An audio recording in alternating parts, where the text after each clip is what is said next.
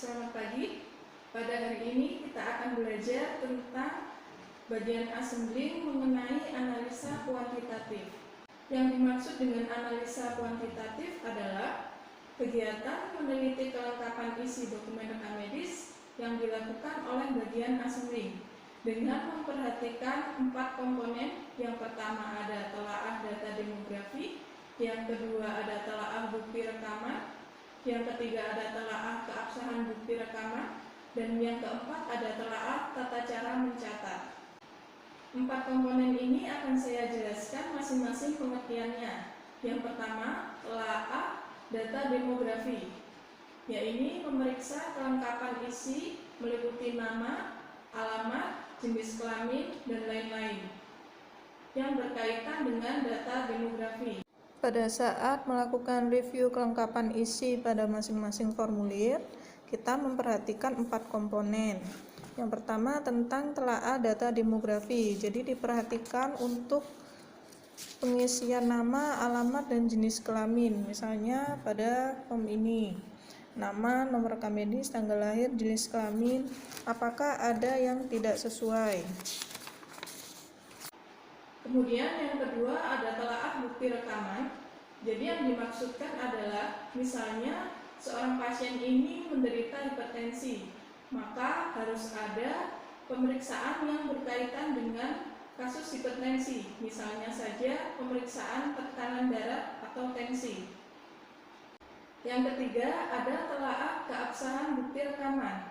Yang dimaksud di sini adalah misalnya saja seorang dokter mengisi diagnosis pasien, kemudian dokter ini harus membubuhkan nama, kemudian tanda tangan, dan juga pada tanggal pada setiap pemeriksaan yang dilakukan.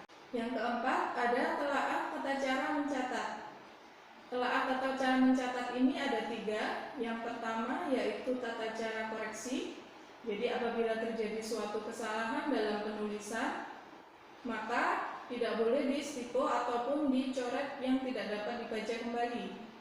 Apabila terjadi suatu kesalahan, yang dilakukan adalah mencoret 1 kali tapi tetap bisa terbaca, kemudian diberikan nama pengoreksi, kemudian tanda tangan pengoreksi, tanggal dan jam pada saat dilakukan koreksi.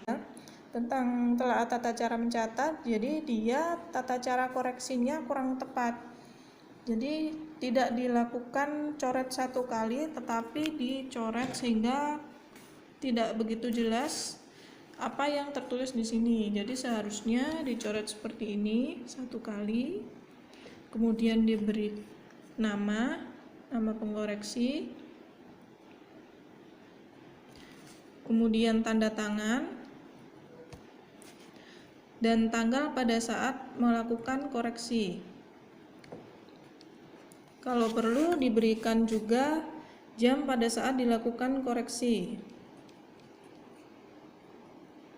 Kemudian yang kedua tentang telaah tata cara mencatat ada penulisan di baris tetap. Yang dimaksud di sini adalah misalnya saja seorang dokter atau perawat menuliskan suatu anamnesa. Nah, dalam menuliskan anamnesa ini dia harus sepadat mungkin sehingga tidak dapat disisipkan suatu kata atau kalimat yang nantinya akan dapat merubah suatu kondisi pasien. Kemudian yang ketiga ada penggunaan tinta. Penggunaan tinta umumnya di Indonesia menggunakan warna hitam. Jadi ini tergantung kebijakan rumah sakit. Apabila di rumah sakit menggunakan warna hitam, maka tidak boleh ada tinta warna biru pada dokumen rekam medis, kecuali pada lembar pemeriksaan suhu dan nadi. Dia diperbolehkan untuk menggunakan tinta warna merah dan juga biru. Sebelum masuk pada kasus analisa kuantitatif, saya akan menjelaskan beberapa fungsi dari kartu kendali. Fungsi dari kartu kendali ini yang pertama adalah mencatat ketidaklengkapan pengisian dokumen rekam medis. Jadi dia berfungsi untuk menulis beberapa item yang tidak lengkap di dokumen rekam medis. Kemudian item yang tidak lengkap ini dituliskan pada kartu kendali. Kemudian fungsi yang kedua adalah sebagai bahan pembuatan indeks. Jadi di dalam kartu kendali ini terisi beberapa item sehingga memenuhi untuk pembuatan suatu indeks. Kemudian fungsi yang ketiga adalah dapat dimanfaatkan sebagai tracer. Jadi lembar balik dari kartu kendali ini dapat difungsikan sebagai tracer. Ketika kartu kendali ini sudah tidak digunakan lagi, maka bisa digunakan sebagai tracer. Jadi di baliknya ini adalah lembar kosong sehingga nanti bisa dimanfaatkan sebagai tracer.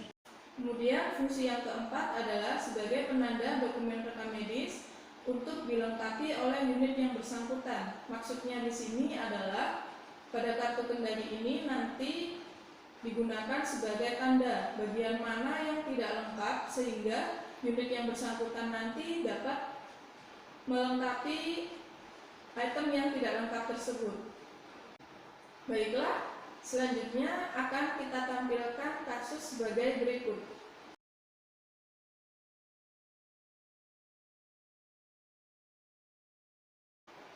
Penyelesaian untuk kasus tersebut adalah menerima dokumen rekam medis milik pasien yang sudah selesai dilakukan pelayanan. Misalnya saja poli untuk rawat jalan, bangsal untuk rawat inap, dan dari gawat darurat. Pada kasus ini kita menerima dari poli. Kemudian yang dilakukan adalah melihat jumlah dokumen yang diserahkan dan disesuaikan dengan yang tertulis pada buku serah terima atau buku ekspedisi.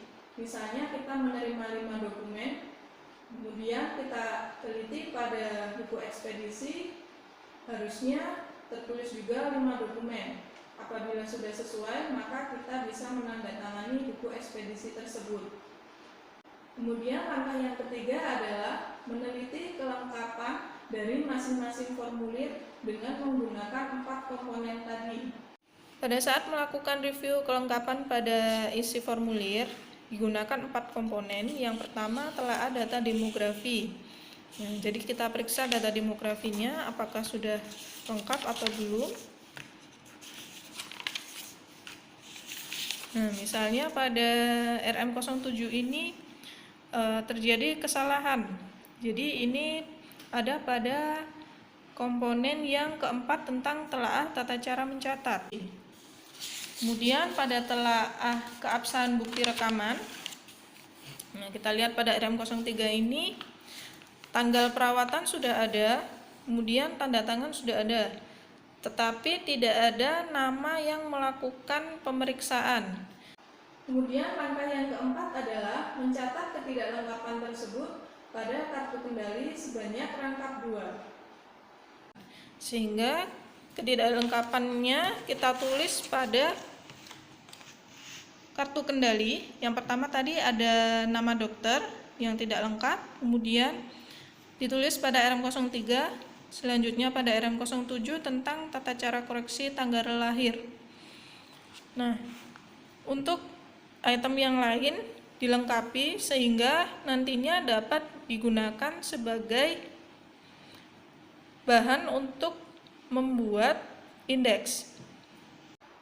Kemudian langkah yang kelima adalah menempel satu kartu kendali pada dokumen rekam medis dengan menggunakan klip. Seperti ini. Kemudian untuk satu kartu kendali yang lain kita simpan di bagian assembling berdasarkan tanggal. Langkah yang terakhir adalah mengembalikan dokumen rekam medis yang tidak lengkap ke unit terkait dengan menggunakan buku ekspedisi. Baiklah, ini adalah bagian terakhir dari beberapa kegiatan yang dilakukan assembling. Kemarin kita sudah melakukan alokasi nomor rekam medis dan juga dokumen rekam medis di bagian assembling secara terpusat dan berbagian.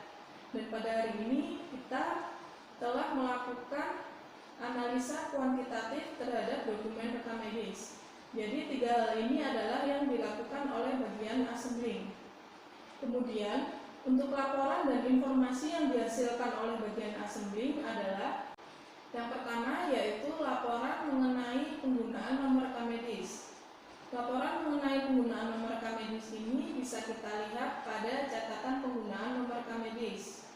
Jadi kita sebagai petugas assembling bisa mengetahui berapa banyak nomor rekam medis yang telah digunakan dalam rentang waktu tertentu.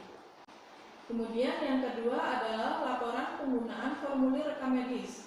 Sama seperti penggunaan nomor rekam medis, kita sebagai petugas assembling bisa mengetahui berapa jumlah formulir yang digunakan dalam kurun waktu tertentu. Laporan penggunaan formulir ini juga berfungsi sebagai perencanaan tentang kebutuhan formulir. Jadi dalam rentang waktu tertentu kita dapat menyediakan berapa jumlah formulir. Kemudian laporan dan informasi yang dihasilkan yang ketiga adalah laporan mengenai ketidaklengkapan pengisian catatan medis atau ketidaklengkapan pengisian pada dokumen rekam medis.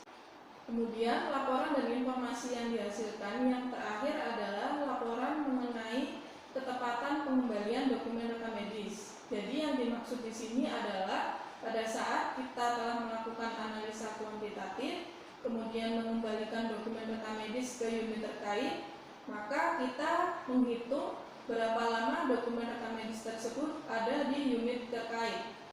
Misalnya saja ada di poli selama 3 hari, maka kita dapat mengetahui bahwa ketepatan pengembalian dokumen rekam medis ini adalah 3 hari.